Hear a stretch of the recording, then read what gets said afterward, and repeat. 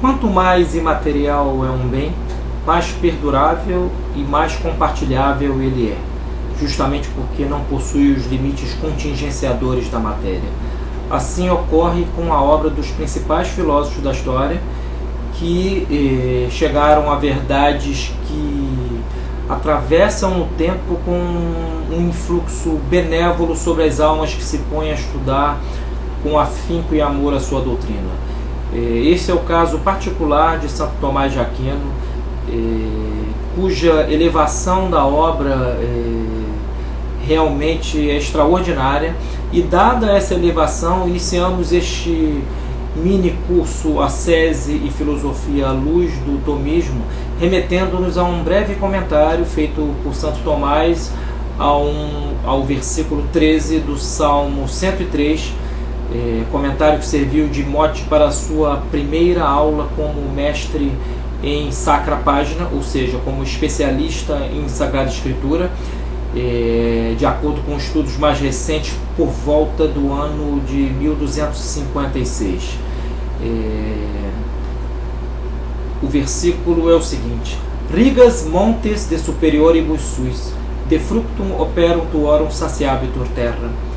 Regas os montes das alturas, e com o fruto da tua sabedoria a terra será saciada. Desse pequeno versículo, Santo Tomás de Aquino extrai um conjunto de corolários espirituais extraordinários que servem como orientadores não apenas para quem estuda teologia, mas também para quem se inicia na filosofia. Eu encontrei na internet uma excelente tradução a esse comentário, feita por um jesuíta, Francisco Taborda. Basta vocês entrarem no Google lá e digitarem Francisco Taborda, Rigas montes de superioribus suis, que vocês chegarão lá a esse link que remete a um doc, ou seja, um arquivo em Word, onde está a tradução. Eu me permito ler aqui alguns trechos desse comentário de Santo Tomás, para vocês terem uma ideia disto que eu disse a vocês agora, ou seja, da elevação da doutrina já percebida no jovem Tomás de Aquino, no jovem teólogo Tomás de Aquino. Deixe-me entrar aqui no arquivo. Vou ler só alguns trechos que julgo mais esclarecedores disso que eu estou dizendo. Diz Santo Tomás: o Senhor propôs no Salmo, com uma metáfora tomada de realidades corporais, o que, segundo a lei já referida anteriormente, se observa na comunicação da sabedoria espiritual. Abre aspas.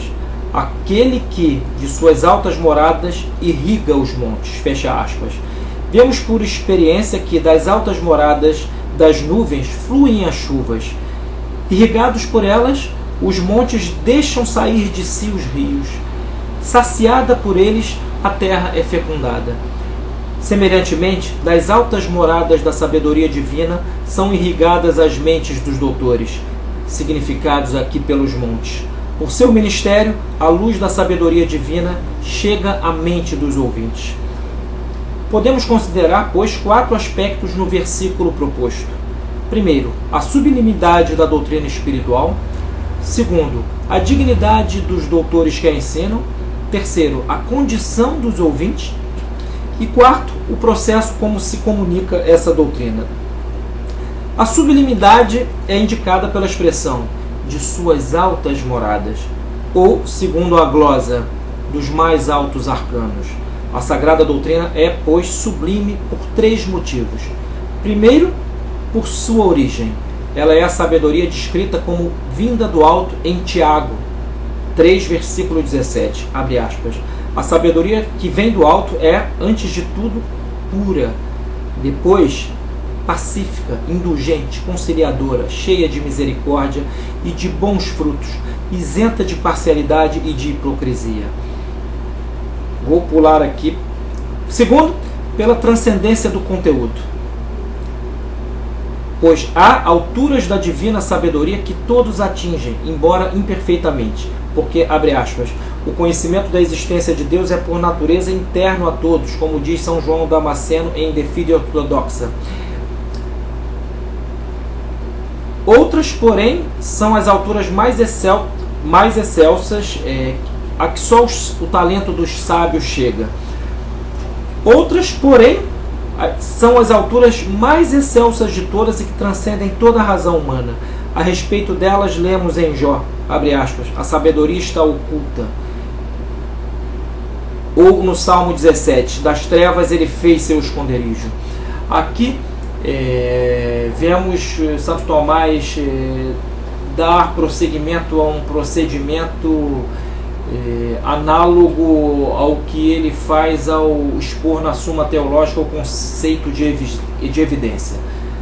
A evidência, que é uma propriedade da verdade, é, primeiramente, justamente por ser uma propriedade da verdade, em si mesma.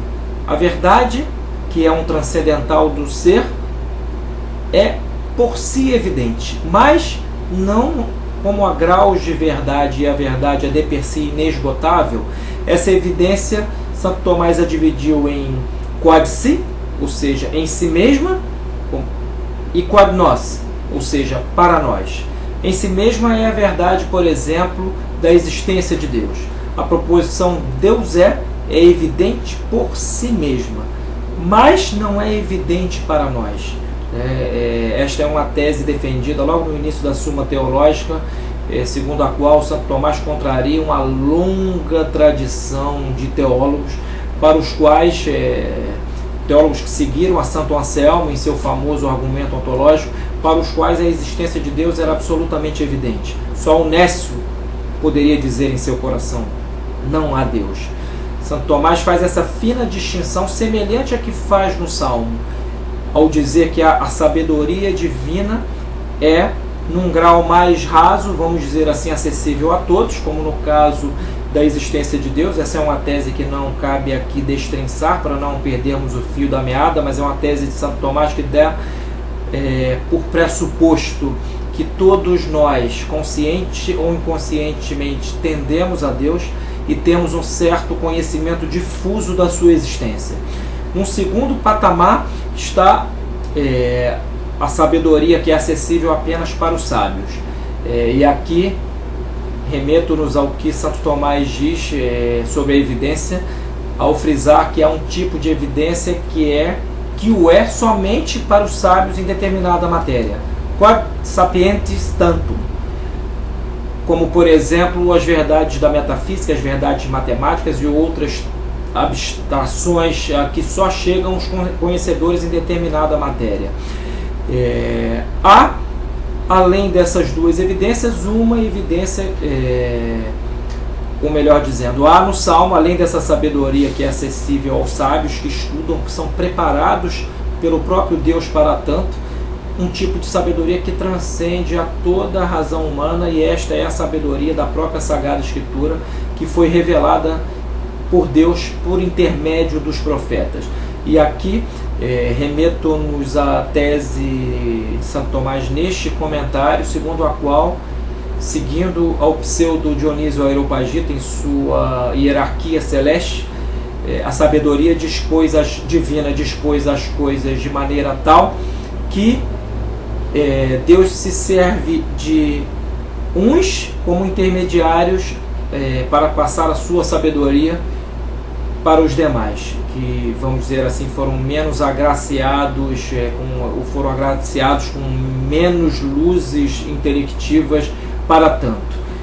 Prossigamos aqui, só um trechinho mais, em que Santo Tomás diz: requer-se que nos que a ensinam, ou seja, nos que ensinam a sagrada doutrina, uma dignidade que é significada pelos montes, quando se diz aquele que irriga os montes. 3 motivos o justificam.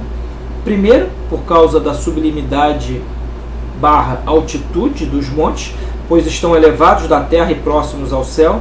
Assim também os doutores sagrados, desprezando as coisas terrenas, desejam ardentemente só as coisas celestes. Segundo, por causa do esplendor, pois os montes são os primeiros a ser iluminados pelos raios solares. Semelhantemente, os doutores sagrados recebem por primeiro o esplendor intelectual, pois, como os montes, os doutores são originariamente iluminados pelos raios da sabedoria divina. E aqui devemos ter apenas o cuidado para não confundir o que Santo Tomás aqui diz com iluminados pela sabedoria divina, com a tese agostiniana da iluminação, segundo a qual todo e qualquer conhecimento humano provém de uma iluminação direta de Deus sobre o intelecto humano, coisa que Santo Tomás aqui não refuta na obra De Veritate. Mas poderia mencionar aqui outro aspecto deste maravilhoso comentário ao versículo 13 do Salmo 103, mas prefiro que vocês mesmos o leiam. Basta buscá-lo na tradução desse frei jesuíta Francisco Taborda na internet, e depois aqui pelo espaço reservado mesmo do curso, que se quiserem podem me enviar perguntas que eu as responderei.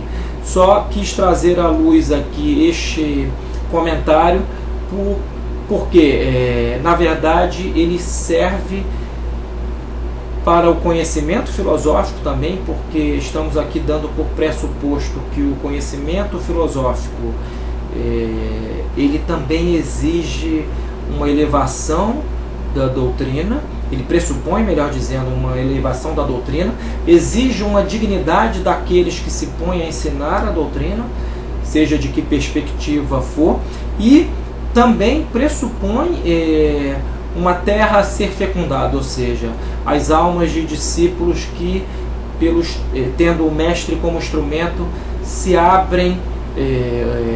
abrirão, melhor dizendo, à verdade, que é, de acordo com a doutrina tomista, uma adequação entre a inteligência e o ser das coisas mesmas. Outro aspecto aqui, eu fiz uma colinha temática, então o primeiro ponto que eu queria destacar como etapa muito anterior, ou seja, prévia à tese que vai ser defendida aqui ao longo do curso, que é pinçada da obra de Santo Tomás, tese segundo a qual é necessária uma ascese espiritual prévia ao desenvolvimento filosófico propriamente dito, porque dado o modo humano de conhecer, que é por abstração das notas individuantes, vou explicar isso mais adiante, dado esse modo humano de conhecer, existem riscos que devem ser evitados quando não essa etapa prévia de purificação da alma, que procura abrir-se às verdades mais abstratas, não acontece. Na história da filosofia nós vemos o quanto alguns pensadores deram com os burros na água, produzindo, embora algumas coisas positivas, tendo alguns insights, no entanto, transformando-se em verdadeiras aberrações metafísicas devido a esse vício de origem. Na minha colinha temática aqui, eu separei também que, dada essa etapa prévia, convém mencionar alguns conceitos outros de Santo Tomás de Aquino, como o conceito de santidade. A santidade, segundo Santo Tomás de Aquino, destaca num trecho da segunda e da Suma Teológica, ou seja, da segunda parte da Suma, ela se ancora em dois pilares. Primeiro, a pureza, mundiciam em latim. Essa pureza, e segundo, na firmeza, firmitatem em latim. Essa pureza, ela não é, vamos dizer assim, adquirível meramente por esforços humanos. Não se chega a ela pisando sobre brasas ferventes como um faquir, ou deitando em camas de prego, ou macerando as costas com um chicote ao ponto de sangrá-las, porque essa santidade, embora possa embora suponha esforços humanos que podem abarcar a mortificação corporal, ela independe essencialmente dessa mortificação, porque é uma dádiva de Deus. Ou seja, ela é fruto de uma abertura espiritual à graça, e aqui remetemos-nos ao comentário de Santo Tomás ao Salmo 103, citado anteriormente. Ou seja, essa abertura à graça é exatamente análoga à abertura da terra, ou seja, ao papel que a terra ocupa no Salmo em relação à sabedoria irrigada do alto por Deus. Ou seja, a santidade, ao contrário do que muitos teólogos modernistas sustentam ou querem nos fazer crer, ela primeiro é uma exceção na história. Não existem santos pululando por aí na sociedade, se existir em tempo algum, e no nosso tempo particularmente carecemos deles. Ou seja, eles são uma exceção, uma coisa extraordinária e não ordinária, e a sua santidade depende primeiramente e essencialmente de uma ação divina, de um suplemento de graça. Ou seja, Deus dá graças proporcionadas ao fim que Ele pretende que algumas pessoas executem, e o fim destinado aos santos aqui na terra ainda é um fim de tal elevação, porque são modelos a ser seguidos por nós, que somente com um suplemento de graça especial eles poderiam realizar as obras magnas que realizaram. Santo Tomás mesmo é um exemplo disto que eu estou falando. E com relação à firmeza que caracteriza a santidade, podemos dizer algo muito semelhante. Não é ela uma simples virtude do caráter, vamos dizer assim, algo meramente humano, mas a constância de Cristo. Ou seja, aqui acontece exatamente o que sucede com relação à pureza que caracteriza o santo. Essa firmeza também provém de uma escolha, de uma direção especial de Deus, que se reflete na alma dos santos, que na verdade é um retrato de uma abertura aos valores evangélicos, uma abertura de ordem tal que, ao estudar a sua vida, não nos cabe outra coisa senão um maravilhamento. Então,